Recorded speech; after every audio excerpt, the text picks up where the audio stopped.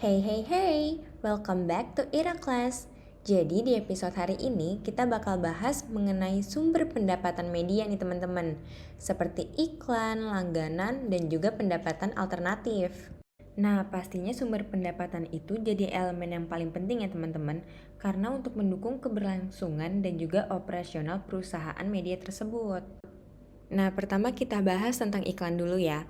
Nah, iklan adalah sumber pendapatan utama bagi banyak perusahaan media, baik media tradisional maupun digital. Pendapatan dari iklan didapatkan dengan menjual ruang atau waktu kepada pengiklan untuk mempromosikan produk atau layanan mereka. Nah, iklan ini itu dibagi jadi 4. Yang pertama ada iklan tradisional, iklan digital, sponsorship, dan juga programmatic advertising. Nah, di sini aku bakal bahas lebih lanjut di next slide ya, teman-teman. Nah, kita bahas tentang iklan tradisional. Iklan tradisional mengacu pada metode pemasaran yang digunakan di media seperti televisi, radio, surat kabar, dan majalah. Pendapatan dari iklan ini bergantung pada 2 aspek nih, teman-teman. Yang pertama ada rating atau jangkauan audiens, yaitu semakin besar audiens yang dijangkau oleh media, semakin tinggi harga yang dapat dikenakan untuk iklan. Nah, yang kedua, durasi dan ukuran iklan. Misalnya, iklan televisi berdurasi 30 detik akan lebih mahal dibandingkan iklan berdurasi 10 detik. Di surat kabar atau majalah, ukuran halaman yang digunakan untuk iklan juga mempengaruhi harganya, teman-teman. Next, iklan digital. Jadi, dengan berkembangnya teknologi di internet, iklan digital menjadi salah satu sumber pendapatan terbesar bagi media online. Jenisnya itu ada 3. Yang pertama ada display ads, yaitu banner atau pop-up yang muncul di situs web atau aplikasi. Yang kedua ada native ads, yaitu iklan yang menyatu dengan konten editorial sehingga terlihat alami. Lalu yang ketiga ada video ads, yaitu iklan yang muncul sebelum, selama, atau setelah video diputar. Contohnya seperti iklan yang ada di YouTube. Nah, terus kadang kalian tuh wondering gak sih, kayak gimana cara iklan digital ini mendapatkan bayarannya? Jadi di sini ada 3 ya teman-teman. Yang pertama ada cost per mile atau CPM, yaitu pengiklan membayar berdasarkan jumlah tayangan atau 1000 kali dilihat. Yang kedua ada cost per click atau CPC, yaitu pengiklan membayar setiap kali pengguna mengklik iklan. Lalu yang ketiga ada cost per action atau CPA, yaitu pengiklan membayar ketika pengguna melakukan tindakan tertentu. Contohnya seperti pembelian. Lalu ada sponsorship, yaitu media seringkali mendapatkan pendapatan dari sponsor yang ingin mendukung acara, program, atau konten tertentu. Contohnya seperti sponsor acara olahraga di televisi, sponsor podcast, atau video YouTube. Lalu ada juga programmatic advertising, yaitu penggunaan algoritma otomatis untuk menempatkan iklan berdasarkan data audiens secara real time. Lalu kita masuk ke sumber pendapatan selanjutnya, yaitu langganan. Model langganan menjadi semakin populer di era digital karena memungkinkan perusahaan media untuk menawarkan konten premium kepada pelanggan yang bersedia membayar secara rutin. Nah, di sini ada 3 modelnya ya teman-teman. Yang pertama ada langganan berbayar, yaitu media menawarkan akses eksklusif ke konten mereka melalui langganan berbayar. Contohnya surat kabar digital seperti The New York Times menawarkan artikel premium hanya untuk pelanggan berbayar. Lalu ada juga langganan streaming seperti Netflix atau Spotify menyediakan konten tanpa iklan bagi pelanggan.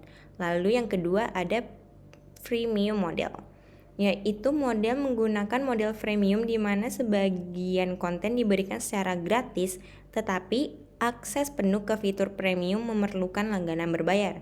Contohnya, seperti aplikasi musik seperti Spotify menyediakan versi gratis dengan iklan dan versi premium tanpa iklan. Lalu yang ketiga ada paywall. Paywall adalah sistem di mana pengguna harus membayar untuk mengakses konten tertentu di situs web mereka. Nah, jenis paywall ini ada 3. Yang pertama ada hard paywall, yaitu semua konten dikunci dan hanya dapat diakses oleh pelanggan berbayar. Nah, yang kedua ada soft paywall. Sebagian besar konten gratis, tetapi konten premium dikunci. Lalu yang ketiga ada metered paywall. yaitu pengguna dapat membaca sejumlah artikel gratis sebelum diminta berlangganan. Lalu yang terakhir ada pendapatan alternatif.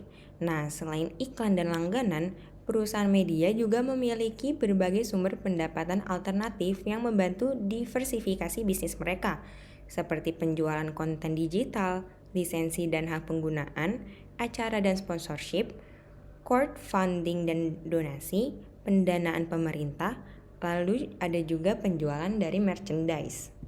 Nah, pertama kita akan bahas tentang penjualan konten digital.